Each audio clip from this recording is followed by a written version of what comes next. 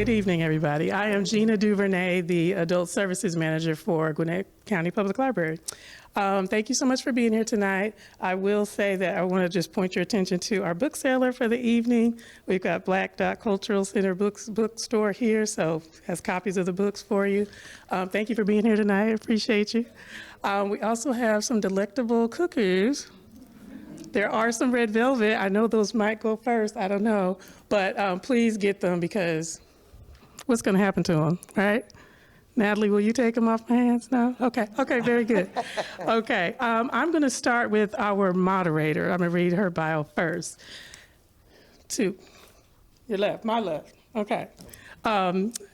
Dr. Georgine Bess Montgomery is an initiated priest of Shango and chair of the Department of English and Modern Languages at Clark Atlanta University. She received her MA in English from Georgia Southern University and her PhD in English from the University of Maryland, College Park. Bess Montgomery is a scholar of African diasporic literature and former president of the National Council of Black Studies. Then we have our featured guest of the night. Dr. Dianne M. Stewart is the Samuel Candler Dobbs Professor of Religion and African American Studies at Emory University, where she created the course titled Black Love. She earned her Master's in Divinity from Harvard Divinity School and her PhD in Systematic Theology from Union Theological Seminary in New York City. Her writing has appeared in Oprah Daily, The Washington Post, and other outlets. Please welcome them both. Let's give them a round of applause. Thank you. Peace and blessings. Peace and blessings to you. It is indeed an honor to be here to meet you again. See, Okay. I know something. Okay. I was reading. Yes, I was reading your preface, Yes. and the idea for your book came from a conference in Cuba. Yes. The Yoruba encounter in Cuba. Yes, it did. Stayed at the Hotel de Nacional Yes. in 1994. Yes. Were you there? I was there. Oh my. But to make sure, I said, I Oh, don't think my. that was but one conference. So I went back to my journal. See, journals are important. Yes. I flipped to Cuba. 1994, I was there. That's incredible. So you remember Dr. Maliaki? Yes. Oh, And I remember that was the first time I'd heard of Shango Baptist. okay. Because Yes. she was talking about, Trinidad. And it was so fascinating to see how influential that conference was for both of us. Yes. Because we both left that conference and created work. Yes. I Indeed. left and created a theory that I call the Ifa paradigm, Oh, wonderful. which was published as The Spirit and the Word, a theory of spirituality for Africana beautiful. literary criticism.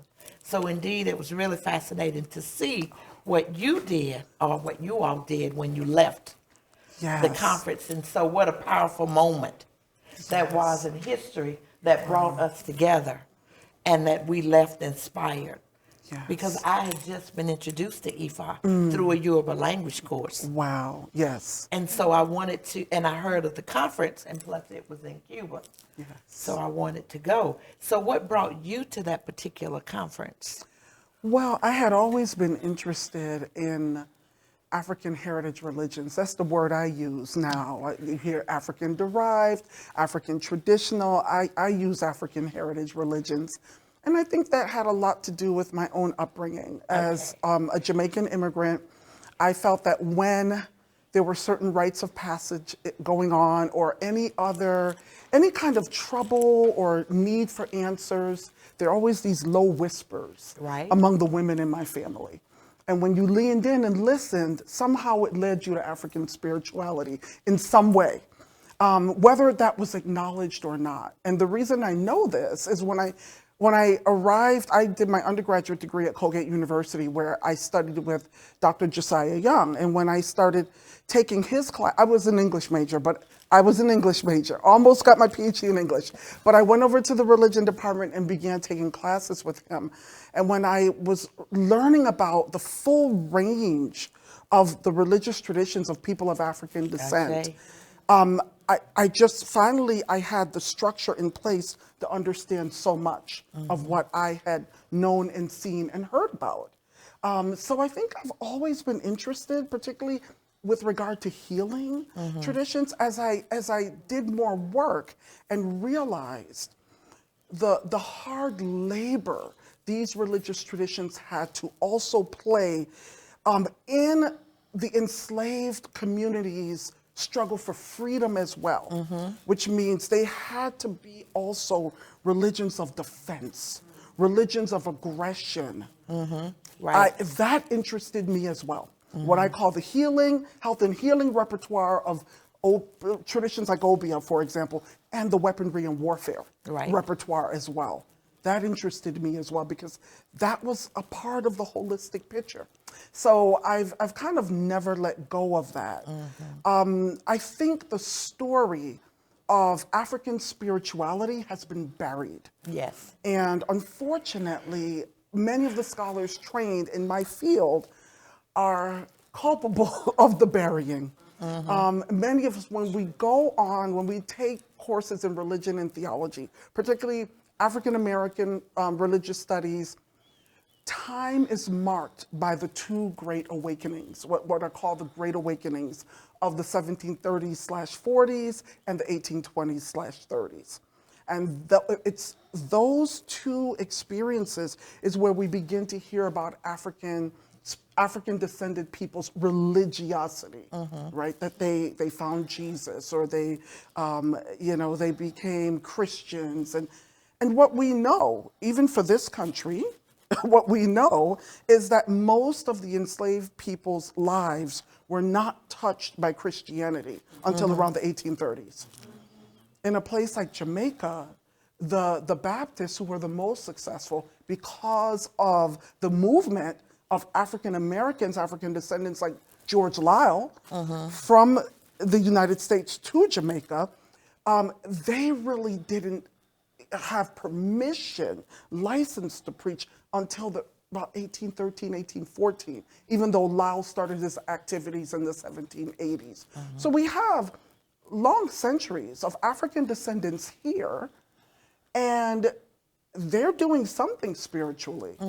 I'm interested in that. I'm interested in that because I think it undergirds everything about our spirituality, no matter what we profess. Right. It is there. It is the rhythm of everything we do spiritually and religiously. It informs everything. So I'm interested in understanding that. Also pushing back against this long traffic of the demonization of African heritage religions. So that's important as well. So when Gina asked about this and I saw there was volume 1, I had to get volume 1 too. And I really encourage you to do both. This one talked a lot about colonial obia. Yes. And I would like for you to talk about that some too. Yes. Because I hadn't heard it called that before, but it did make a lot of sense. Yes, this is our term.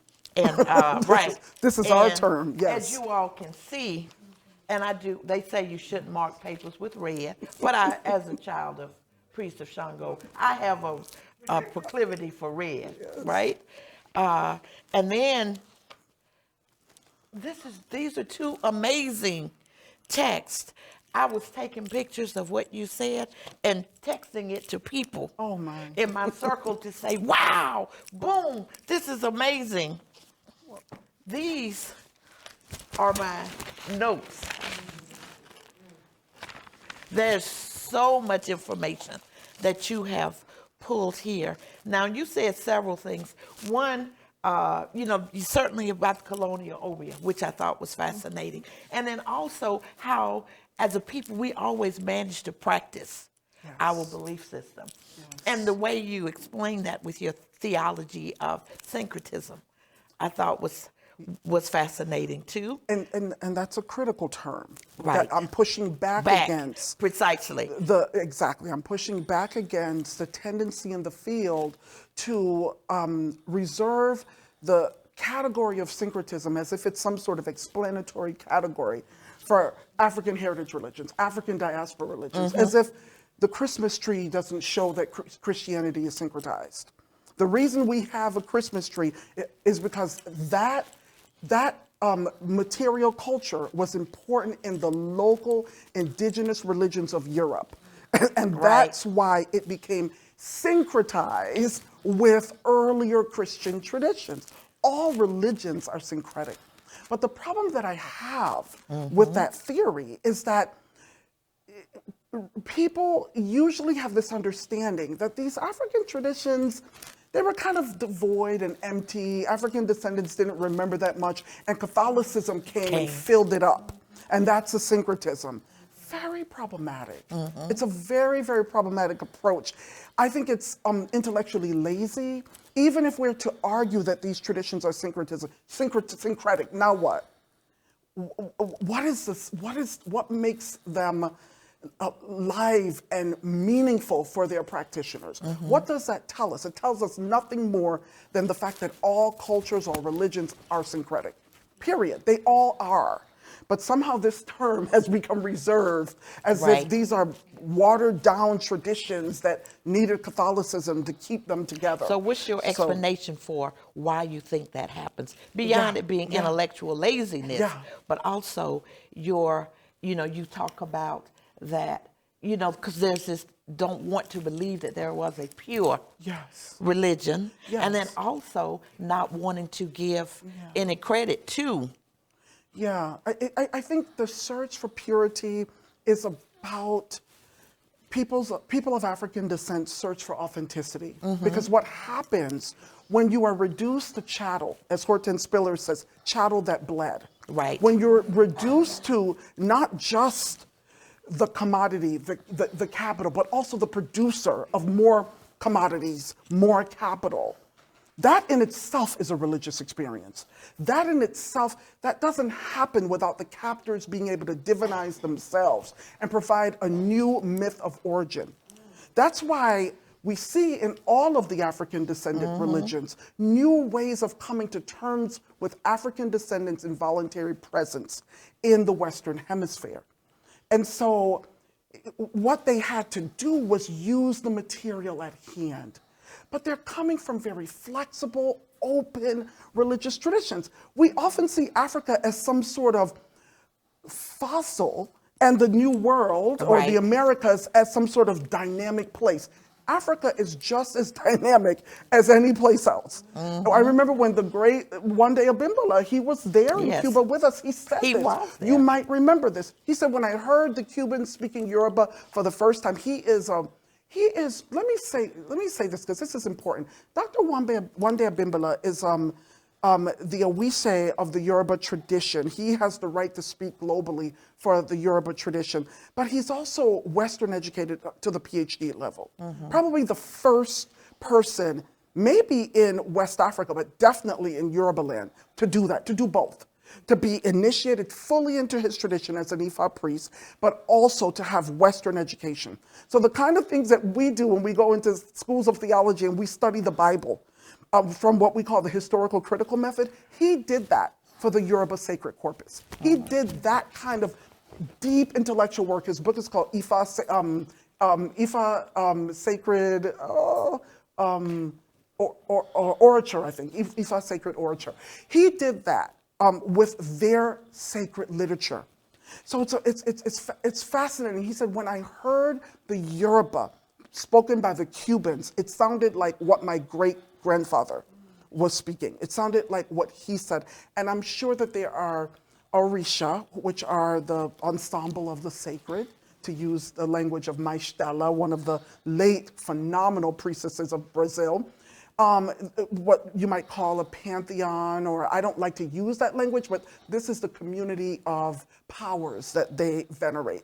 And he said that I can see that there are Orisha that used to be worshipped in Yoruba land that are not anymore, but they're worshipped here in Cuba. Right.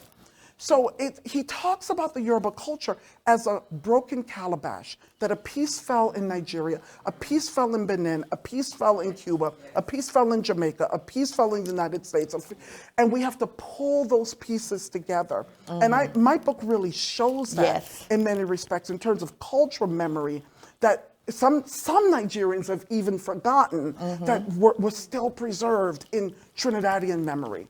And so that's, that's a part of it. They were creative. They were productive. They used material at hand. They saw affinities between the Catholic saints in Trinidad, sometimes the Hindu deities, because you have a lot of Hindu practitioners there as well.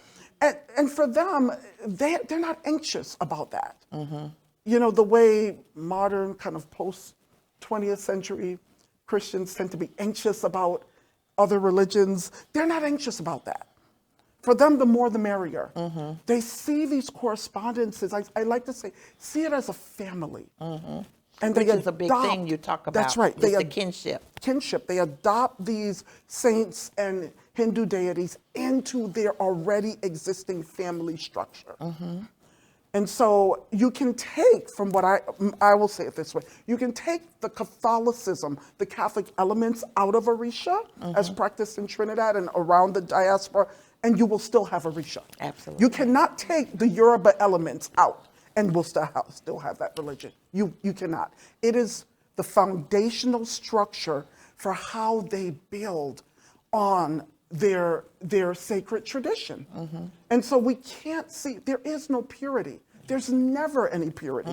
Religions are always evolving, always changing, always integrating and moving in different directions. There is no purity. A lot of us seek that. We want the real thing because we don't want the Catholic saints. We don't want that. That's the European tradition. And I do talk about that, right? There is no purity. There really is no purity.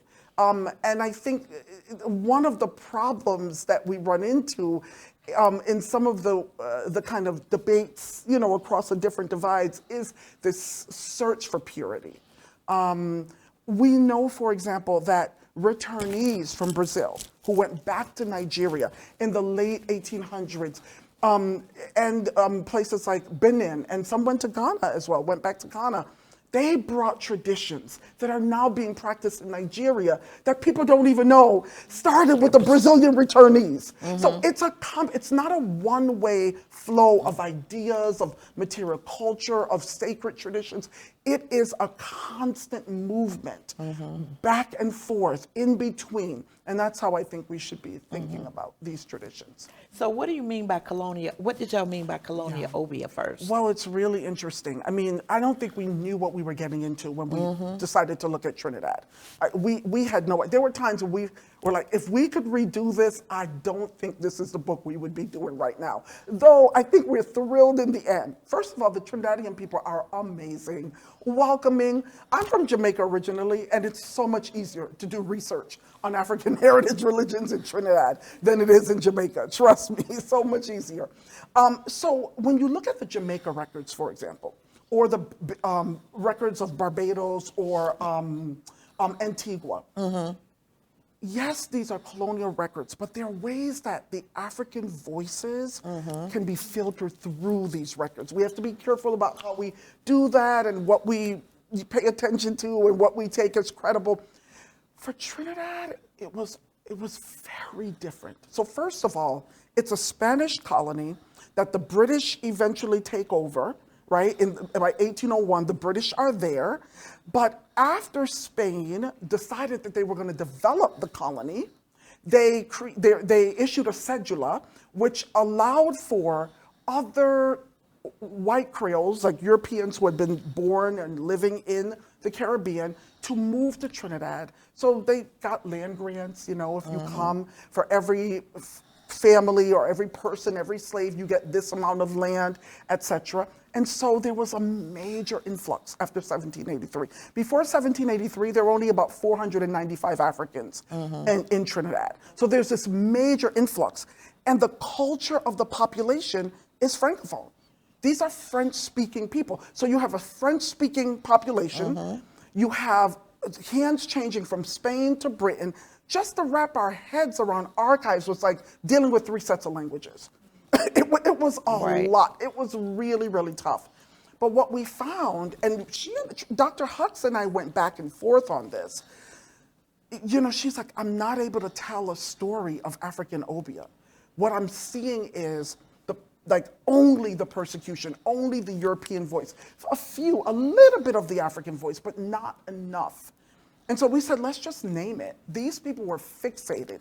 These European colonists were fixated on destroying the black body, on destroying black flesh, they were fixated on what they created in their heads as obia.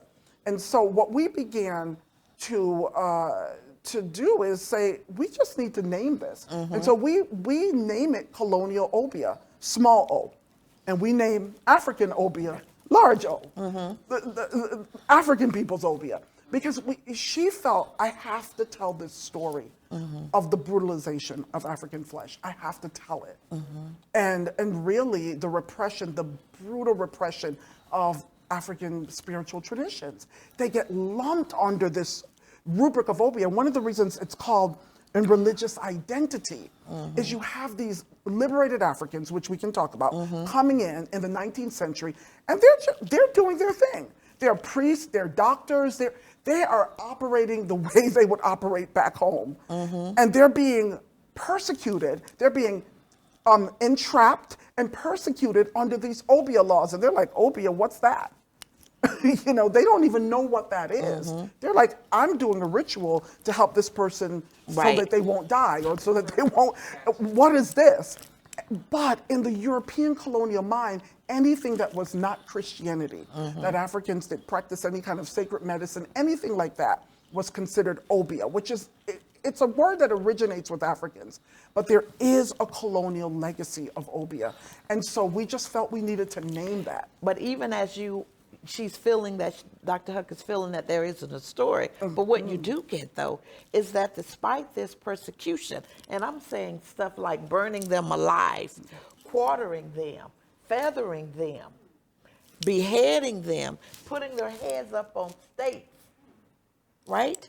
In the name of their religion. But of course, because I say they recognize the power in what it is we believe, right? So we want to take that away. But what you get, though, is the continual practice of it. Yes. Despite what is happening to their bodies, they continue to do. Yes. And the historical research that you all did was incredible, reading all of those court cases, the court records, the newspapers, right? And so we moving forward some, so that was really a lot what you all talked about in volume 1. In volume 2, we hear you talking about nation, we hear you talking about nation-AL, and I was interested in how you used human with the, scratched out, world scratched out. So could you talk some about that? Yes. Because I know there was a reason. Absolutely. So it became very clear to me early. The more I looked at the documents, the more I tried to privilege the voices, the thought worlds of the Africans themselves. I try not to import my theories onto them. And when I looked at from the archival record to the qualitative data that we had collected over 16 years, when I looked, I saw these 5 themes: nationhood, family and kinship, social belonging, motherness, what I call motherness or matricentric traditions, and sovereignty. And so in chapter 1, I deal with sovereignty and nationhood. I italicize nation because what became clear to me is that what the Africans were doing, and we see this pan-diaspora, even in this country, what they were doing were saying, we are not a race, we are a nation. They weren't calling themselves tribes, they weren't calling themselves ethnicities, they identified as nations. That was the term in the European lexicon that seemed closest to what they understood themselves to be. And so one of the points I try to make is they are defying racial categorization. Nation cannot be reduced to ethnicity, it cannot be reduced to race. It does involve language, it does involve religion especially. The nations organize themselves in many respects through the structures of religion. But there were also nation gangs, like in Trinidad, there were nation gangs. I mean, the nations, this is how they understood themselves to be grounded socially. And I know nation is a kind of problematic term, you know, in academia in some respects. Right. You know, we know what nations have done and what, you know. So I didn't resurrect it because I wanted to. I wanted to tell the story of what was important to them and how they organized themselves. And the truth is, when we look across the diaspora, that's what they were doing everywhere, even in this country. Even in this country, Africans organize themselves according to nation. So much so that I was able to even go back and pull data, like the sociological data of E. Franklin Frazier. You saw how I did that, to show that even when Black Christians were erecting their ecclesial structures, they understood their denominations as nations. Yes. Even so, they were, a lot of them, especially in the South, were family churches. So you see the kinship and family right there, and they understood themselves as nation. E. Franklin Frazier says there was an amusing, I didn't think it was very amusing, I thought it was phenomenal, cross-sectional data. He said there was an amusing incident that happened where someone asked, you know, an untutored Black elder, what denomination are the people over there? He said, oh, that nation's Methodist. Right. They, even here, and for me, that's a greater statement than just, this is how we organize ourselves. It is a statement that we reject race. We are not a raced people. And we see that in many respects in all of the Black religions. There is a way that they are always rejecting race and saying we are something else. And I can say more about that, but that takes me outside of the structure of the book. But the last chapter is all on the Black church. I mean, the last half of the of chapter 5, because I wanted to show how the nations become erected even in Black Christian spaces. So I do that work on North America there. And erected using those same values and principles, Absolutely. right? Absolutely. So much. You also talk about motherness. Yes. And I think you were deliberate in your Yes. use of the word motherness. Yes, I was, because I didn't want it to be an ism. Right. Motherness to me speaks to traditions, the tradition of, some people say Big Mama, or the church mothers, or the mothers or mother in the Trinidadian or Jamaican traditions. There are the women who hold these communities together, particularly as spiritual mothers.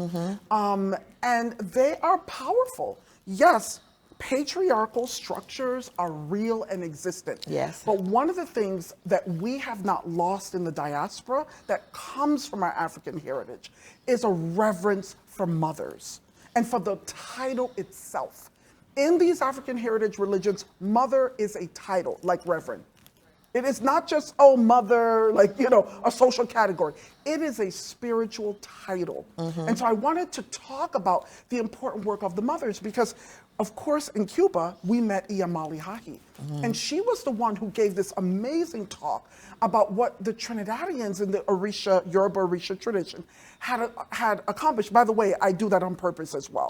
Yoruba-Orisha. Absolutely. I wanted to ask you do that about on that. purpose in a way of pushing back against syncretism. Right. I want to remind my audiences that Yoruba is the heritage. This is the primary background that this religion is coming from. So I'm hyphenating it on purpose.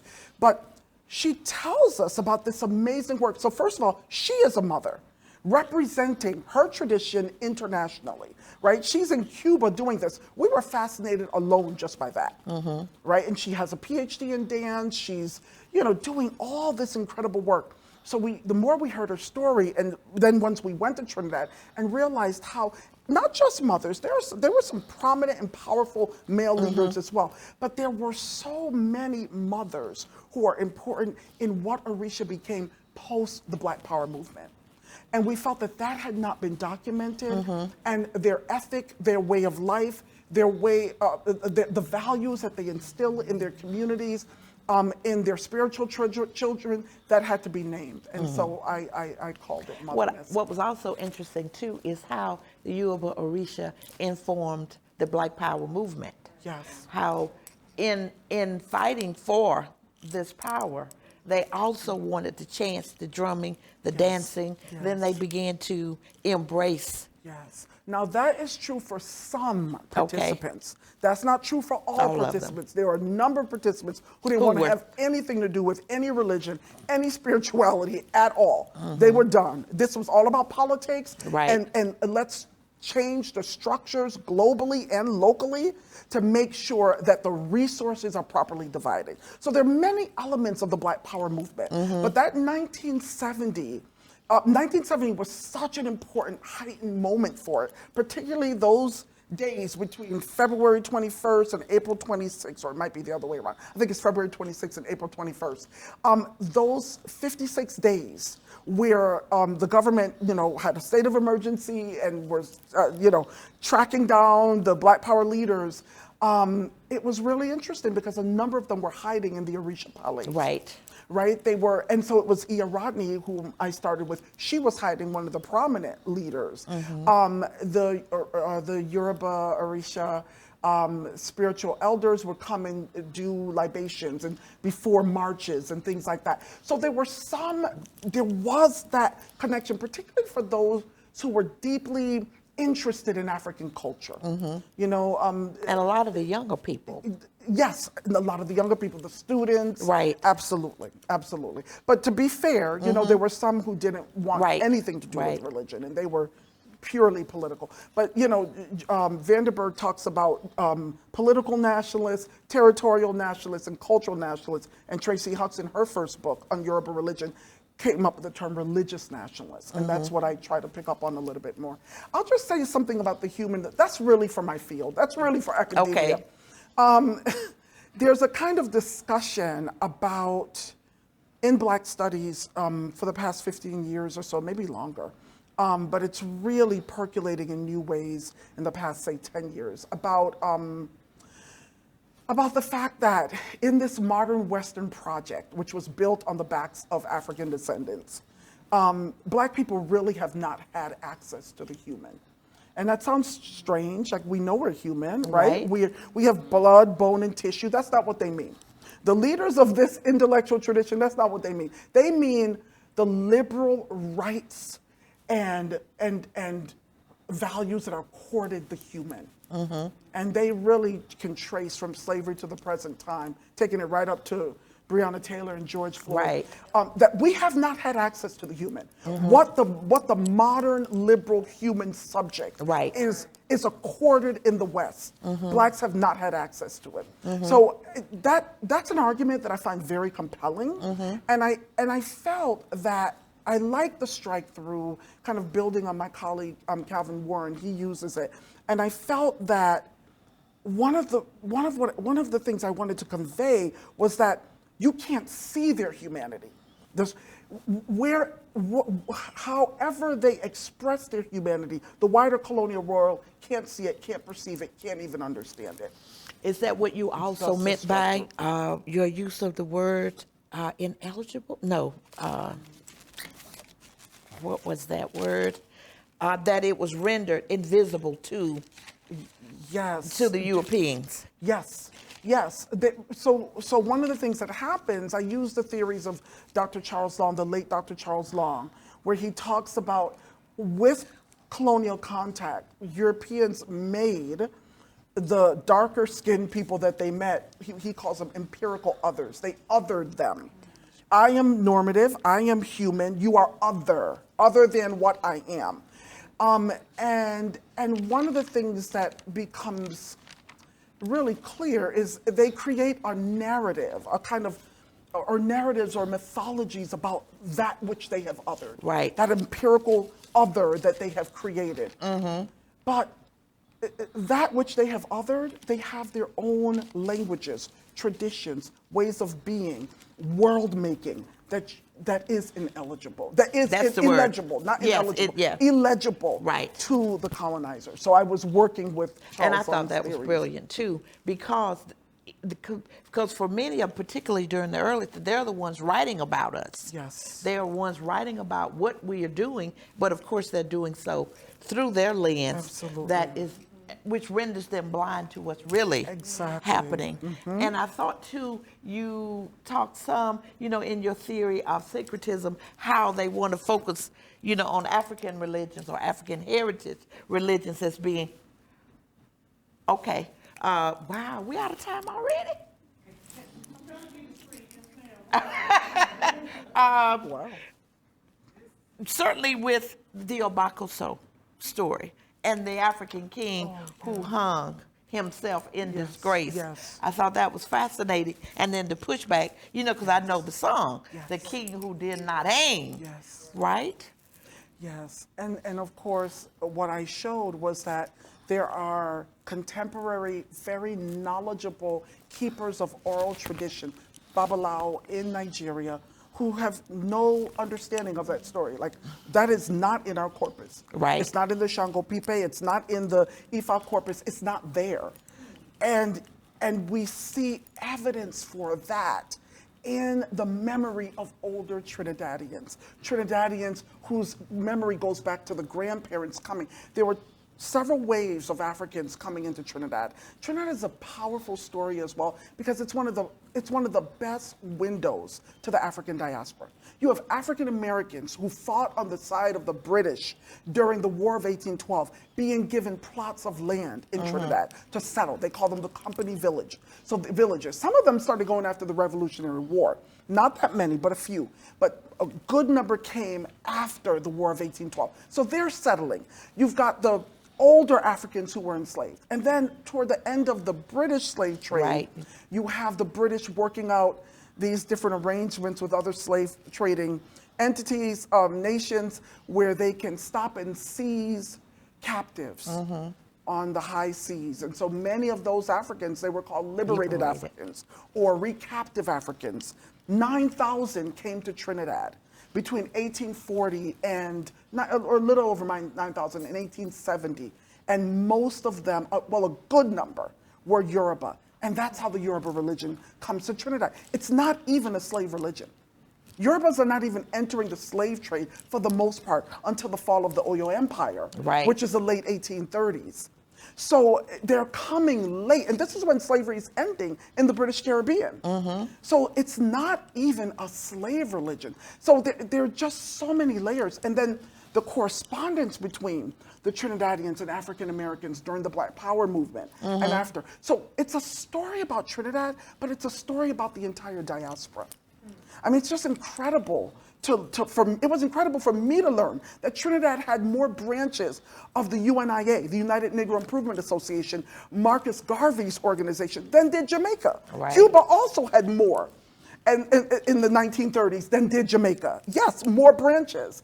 So it's a story, and the reason I tell the story of Pan-Africanism is because it's Pan-Africanism that informs Iya Shangowumi's Ile, her shrine. Right. So I wanted readers to get a sense of that history, and then it's Black Power that informs Egbe Onisi Ele Dumari, or Oludare shrines. I wanted to tell both of those stories, the backdrop, so that readers would understand the relationship between religion and politics, history as well. So we have time for questions, maybe one or two, but just know that there's so much in this book that we didn't get to talk about. And thank you so much for writing it. I learned so incredibly much. Yes. Thank you.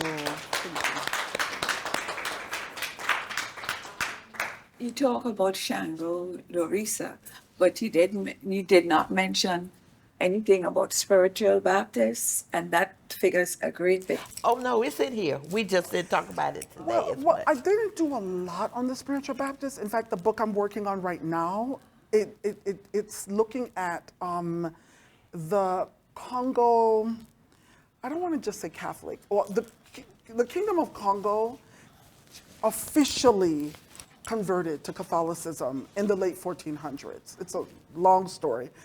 And there were indigenous forms of Congo Catholicism that emerged. And there was a young teenage prophet, a woman, a young woman, who carried a message. She was trying to reunite Congo and trying to stop the slave trade, really, at that time. And she was burned, she was killed by the state. Really, it was the Capuchin missionaries who really pressured the state to kill her because her message was too threatening. You know, she said Jesus and Mary were black. They were born from a slave lineage in Congo. She's the first black and womanist theologian, really. And so many of her disciples were deported into the slave trade. She had tens of thousands of disciples. She was extremely popular. Even the king who executed her, his wife was a follower. You know, so her name was Chimpavita or Kimpavita. Dona Beatriz was her Portuguese name. And so I see some real interesting correspondence between that tradition and spiritual Baptist, Revival Zion in Jamaica, Gullah religious traditions in the Southeast. And I'm tracing movement among the Africans in these regions that support that. So I'm going to be talking about the spiritual Baptists, but it's in the book I'm writing right now. I do mention them because the spiritual Baptists are critical. Yes. The spiritual Baptist is the only African religious tradition in Trinidad that was outlawed by law. One of the things when we talk about religious identity, everything is lumped under obia. But in 1917, the colonial officials outlawed the spiritual Baptists, claimed that they were too noisy and whatever, you know, disturbing the peace or whatever. And in 1956, the spiritual Baptists, no, 51, I believe, fought to repeal that law. And when the government responded to the kind of, I guess, you know, struggle for civil rights, for religious freedom, spiritual Baptists and Yoruba tradition communities in Trinidad receive land grants from the government, for example. There's a spiritual Baptist holiday. So, you know, so they are maybe sibling traditions in a way. The spiritual Baptists contributed a lot to Yoruba-Orisa ritual life and worship. I mean, the first time I saw an initiation in Trinidad, I was like, wow, this is really different than anything else I've seen ever in any other part of the diaspora. And there are a lot of spiritual Baptist rituals in many of the kinds of initiations that I saw, like going on the ground and things like that. So you wouldn't see that in Cuba or Brazil. You know, it's very different. So there is a relationship. But unlike, one of the things that I think is so interesting is that in Jamaica, I see them very similar, like the Kumina religion, which is a Congo-based tradition, and the Revival Zion tradition, they're similar to Yoruba and spiritual Baptists.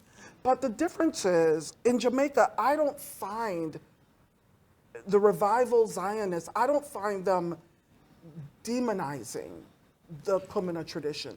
In Trinidad, you do find some spiritual Baptists that will say it's evil, that Yoruba-Orisa tradition is evil. Not all, but you will find some who do that. So people orient themselves differently to the tradition. Some practice both. Some, you know, some don't want anything to do with it. Some, I found a lot of Yoruba-Orisa initiates who were initially spiritual Baptists, and it's almost like they talk about it as if they graduate into, you know, Orisha tradition. As a scholar, I don't look at things that way, but, you know, this is how, you know, practitioners sometimes talked about it. So it's a very important tradition because not only were they outlawed by name, the Shouters Prohibition Ordinance, I have a picture of it in the book. Not only were they outlawed by name, but they repealed, they fought so hard to have that law repealed. And it was repealed even still during colonial times, which is incredible. Which was interesting too, because the Hindus and others were allowed to practice their religion. Yes, yes. Now, don't get me wrong, they were made fun of if you read stuff in the newspaper. Right. They were called heathen, they were, but yes. That would. To be honest with you, one of the reasons we were so interested in Trinidad's story is the Yoruba-Orisa community has achieved a level of, I think, public recognition and acceptance that you don't see in any other region of the African diaspora. And I think part of the reason is that it is a small nation, but it's also a nation of multi-religious communities, communities that are not all Christian. And there are ways that they sometimes can work with one another to kind of enhance their religious status as a result of collaboration and things like that. So the Hindu Islamic presence in Trinidad, Trinidad and Tobago, I think has something to do with why the Yoruba-Orisa community has been able to even advance as much as it has relative to other parts of the diaspora. One more question. Is there? Yes. So you mentioned the connection to speak up. So you mentioned the connection to Gullah culture. Can you speak to that just briefly? Yes. So I talked about the African American loyalists who ended up being sent to Trinidad into the company villages. That was one area where that we could call a genesis, not the genesis, a genesis of the spiritual Baptist tradition. The kinds of reports coming out of the areas where they were worshiping, in terms of missionary documents and things like that, shows that this is one genesis. There are other originary points in places like St. Vincent, other neighboring islands. There are other theories about the origin. But we see a very, very similar thing in Jamaica. Those loyalists are also going to Jamaica. They're leaving places like the Gullah, the Sea Islands. When we look at the traditions themselves, they are so similar. They are incredibly similar in terms of the mammies and the daddies that were the spiritual parents, going into the wilderness for the Gullah, going into the wilderness to have to pray, and they would wrap a white cloth around the head, which meant that they were seeking. Well, in earlier times, that was called traveling. It wasn't just called seeking. The seeking came later. It was called traveling. And they travel in revival and in spiritual Baptists. And I think one of the things that's so interesting about those traditions is they often travel out into spiritual worlds, rather than the spirit coming into the body cavity per se, the way we see in the church or in Yoruba, other African heritage religions. They are going out. And there are traditions of Congo priests trained to do that, for example. There are just a lot of correspondences that I have pulled together across the years. I feel very strongly that there are connections among the three. When we look at the movements of African descendants, when we look at the actual rituals, they had to have a password. Same thing in Revival Zion, Spiritual Baptists. They have to come back out of the woods with a password. Dreams and visions. Same thing with Revival, Spiritual Baptists. If they didn't dream the right dream, they would have to go back to the wilderness again. It is just really fascinating. So I'm very excited to continue to do this work. One of the reasons I think that Congo Catholicism has something to do with this, it's not just the research of other historians who've looked at like the Stono Rebellion and traditions related to the veneration of Mary among the enslaved Africans who were part of that rebellion. And we also know that Congo, like missionaries would talk about the fact that when they were in the southern areas, the Congo Angolan slaves would be asking them for communion, or they would be running to the border of Florida because they knew they could get free, and they would say, and we are Christian, we are Catholic, right? So we know that they ended up here. We know that they had an impact, but no one has really talked about it. Scholars often talk about the connection between the Catholics, the Congo Catholics, and what happened in Cuba. Countries that also have traditionally majority Catholic population. What happened in Haiti. You see a lot of scholars, but no one does it with regard to the Protestant world. And I think when we look at the presence of saints and archangels and all, I think some of those Catholic traditions did end up in some of these Afro-Protestant religious traditions that are non-mainstream. And so there's a lot more to say, but that's really where I'm going with it. Yeah, well, that book. I end up talking about that book way too much. Yeah. I think this was such an amazing conversation. Can we give them a round of applause? I think that nobody, this was a perfect pairing. Thank you so much, Dr. Thank you, Dr. Stewart. Thank you so much. Now, we have Black Dog Cultural Center books here if you want to purchase your copy. Dr. Stewart will be happy to sign it for you. And again, thank you all so much. I appreciate you.